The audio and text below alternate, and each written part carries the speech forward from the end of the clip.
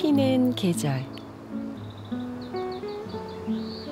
여러분은 어떤 식물과 함께 봄을 맞고 계시나요?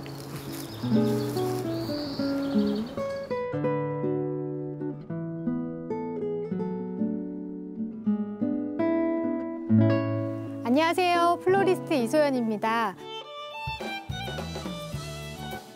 오늘 함께 할 선생님은 경력 15년 차, 실력과 열정을 겸비한 플로리스트 이소연 씨입니다.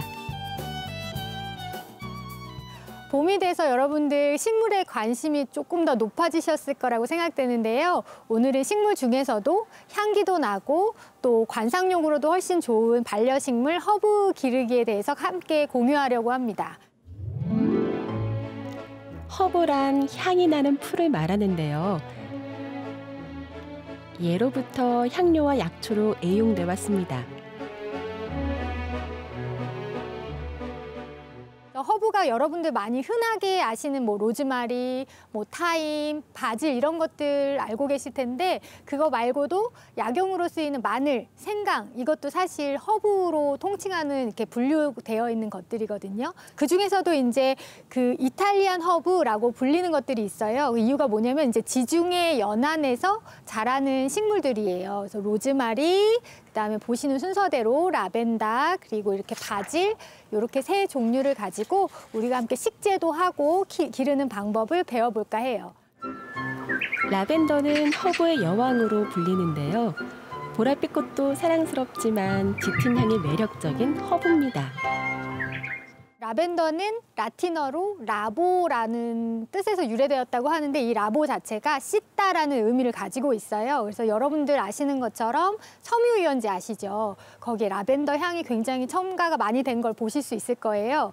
예전에 그 로마 사람들은 이 라벤더를 가지고 목욕물에 띄어서 목욕을 하기도 하고 그다음에 빨래를 널 때 일부러 얘네들을 다 찝어가지고 그렇게 빨래를 널었다고 해요. 자연스럽게 시원한 향, 상큼한 향이 이제 옷이나 몸에 배어들 수 있게.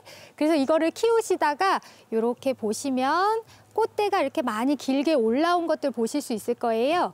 이런 애들을 이렇게 줄기를 잘라서 그다음에 허브 중에서도 말리면 향이 날아가는 것들이 있거든요. 근데 이 라벤더는 특이하게 말려도 그대로 향이 유지가 돼요. 이렇게 길게 관상용으로 아예 이렇게 해서 말려가지고 화병에 꽂아주시는 분들도 계시고 이대로 말려서 목욕물에 띄어서 쓰시거나 의류 같은 데 사이사이에 포프리로 많이 쓰이기도 해요. 향기를 맡고만 있어도 마음이 편안해진다니 참 신기하죠? 보시는 것처럼 줄기가 조금 긴 거 위주로 잘라서 이렇게 관상용으로도 보시고 이걸 이제 활용을 하는 법을 제가 잠깐 설명드렸는데 이렇게 이 아이들 허브 아이들은 이렇게 당겨서 향기를 맡아보시면은요 향기를 꼭 전해드리고 싶을 정도로 굉장히 상큼하거든요. 우리가 아는 시중의 그 라벤더, 섬유유연제의 라벤더 향하고는 인위적인 향하고는 너무 달라요. 그래서 집에 그냥 두시고도 스쳐 지나가면서도 향을 느끼실 수 있을 거라고 생각되고요. 또 특별히 요즘 불면증에 시달리시는 분도 많으실 것 같은데 이 아이를 말려가지고 햇빛에 이렇게 방 그늘에 말리시면 거름망 같은 거 있으시잖아요. 주부님들 왜 다시팩 이런 데다가 넣으셔가지고 베개 밑에다 두시고 자시면 숙면에도 도움을 줄 수 있습니다. 바질은 향신료로 유명한 허브입니다. 달콤하고 산뜻한 향이 강해서 요리에 많이 쓰이죠. 바질도 종류가 굉장히 여러 가지가 있어요. 요거 보시면 요거는 관상용으로 나온 바질이에요. 그래서 우리가 아는 그 바질 이파리랑 다르게 잎이 굉장히 작아요. 작아서 이렇게 길게 나무 형태로 올라와 있지만 동그랗게 키우게 가지치기를 조금 해주면서 키울 수 있는 종류가 있고요. 여기 보시면 병든 것들이 이렇게 있거든요. 병들거나 조금 상한 것들은 빨리 가지치기를 해줘서 다른 아이들, 싱싱한 아이들에게 피해가 가지 않게 그렇게 해주시면 훨씬 더 좋을 것 같아요. 병든 부분과 병들지 않은 부분이 눈으로 쉽게 구분을 하실 수 있어요. 그래서 그 부분을 최대한 살아있는 아이 다치지 않게 이렇게 잘라내시면 되는데 화형을 예쁘게 키우고 싶다. 그럴 때는 병들지 않은 것들을 잘라내야 되잖아요. 수형은 취향에 맞게 원하는 형태로 다듬어주면 되는데요. 손길이 닿는 만큼 조금 더 알게 되고 가까워지는 법이죠. 허브는 오감으로 즐길 수 있는 식물입니다. 특히 바질의 싱그러움은 맛으로도 느낄 수가 있죠. 이렇게 해서 잘라낸 그 화형을 만들면서 잘라낸 바질 재료를 가지고 우리가 쉽게 식재료를 만들 수 있는데요. 이건 미리 만들어 놓긴 한데 바질, 뭐 올리브 오일, 그다음에 견과류들, 그다음에 약간의 소금만 해서 막 이렇게 빻거나 믹서기에 돌리면 충분히 뭐 빵에 발라 드시거나 아니면 면을 삶아서 그냥 무쳐 드셔도 되는 바질 페스토가 완성됩니다. 바질 특유의 알싸한 향을 품은 바질 페스토입니다.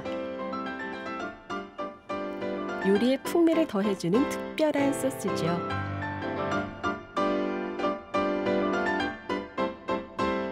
정말 뭐 요즘에 건강을 위해서 비건으로 지내는 분들도 많으신데 가열하지 않은 천연 재료로 만든 그냥 식재료거든요. 근데 빵에만 발라 먹어도 너무 맛있어요. 꼭 키워보시면서 만들어서 드셔보시라고 추천드려요. 바질을 음식에 활용하는 법 생각보다 간단한데요. 페스토는 빵에 곁들여도 좋고요. 음료에 생바질을 얹으면 향긋한 청량감이 배가 됩니다.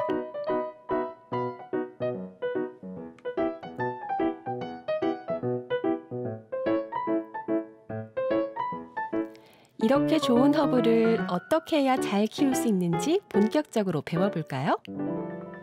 이제 식재하시는 거를 직접 이제 제가 보여드릴 건데 식재하는데 두 가지 방법이 있어요. 이렇게 씨앗을 준비하시는 방법, 씨앗을 처음부터 싹을 틔워가지고 키워내시는 방법.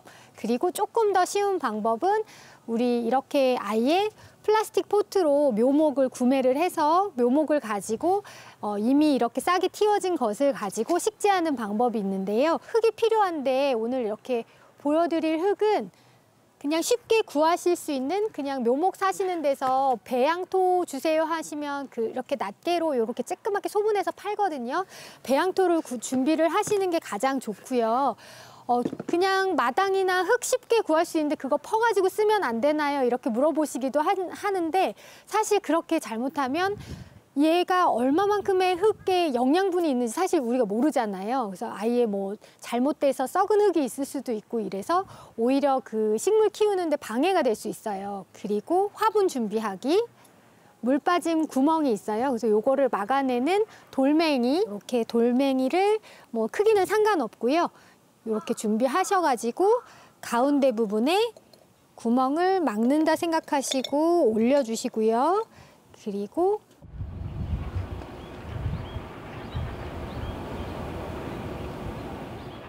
밑에 물막음 하는 돌을 제외하고 그 다음에는 마사토라고 해서 이렇게 흑 색깔을 가지고 있는 그 돌멩이 종류예요. 그래서 크기는 다양해요. 물막음 다음에는 마사토를 까는 거를 권장해 드려요.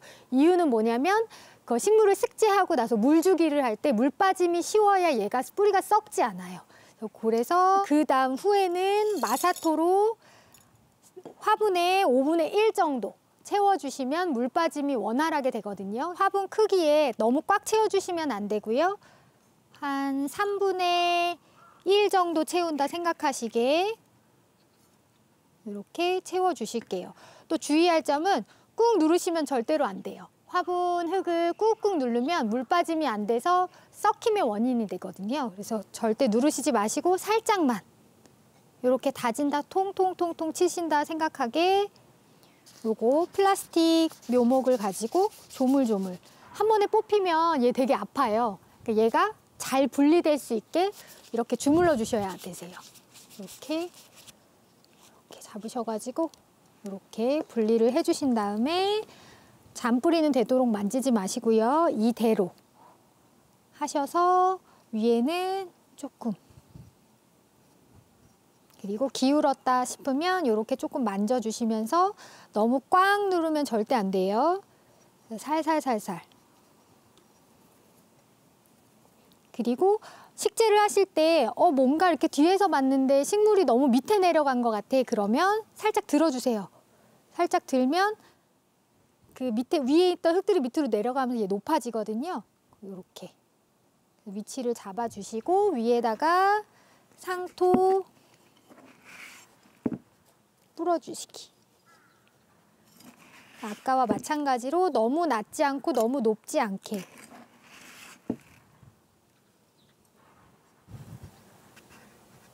해주시고 위에 수분 증발하지 않게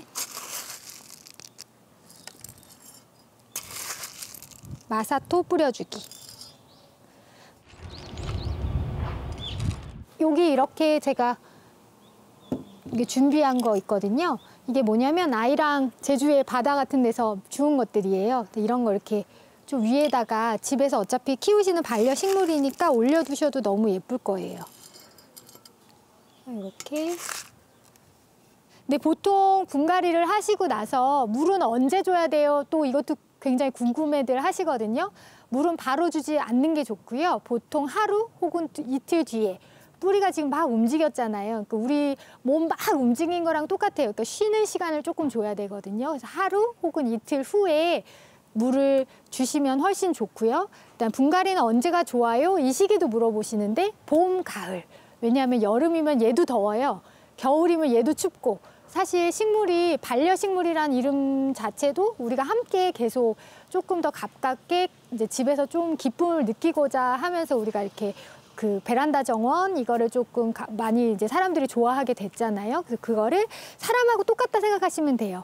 봄이면 식물도 좋아하고 가을이면 좀 겨울 채비를 하고 뭐 그런 그거를 많이 생각하셔가지고 키우실 때 조금 더 생각하시면서 키우시면 훨씬 더 좋으실 것 같아요. 자, 여러분 어떠셨어요? 제일 기초적인 반려식물 또 키우기 쉬운 허브를 가지고 오늘 제가 설명을 드리긴 했는데 뭐 저는 식물 똥손이다 아니면 식물만 우리 집만 오면 죽어요 이러시는 분들도 그냥 오늘 배운 그대로 허브만 사다 식재를 하면 정말 일상생활에서 조금 삭막함이 없어지고 기쁨이 배가 되는 생활이 가능할 거라고 생각됩니다. 화분 하나를 가지고도 우리가 충분히 일상생활에서 기쁨을 누릴 수 있고요. 또 눈 뜨면 바로 식물을 확인하게 되는 놀라운 경험도 하실 수 있을 거라고 생각이 듭니다. 이번 기회에 식물 하나 꼭 들이셔서 저와 함께 봄을 조금 더 느끼실 수 있기를 기대해 볼게요. 좋은 향기는 기분을 좋게 만들어주죠. 오랜 세월 허브가 우리 곁에 있었던 이유일 겁니다. 나의 첫 반려식물로 작은 허브 하나 드리는 건 어떠신가요?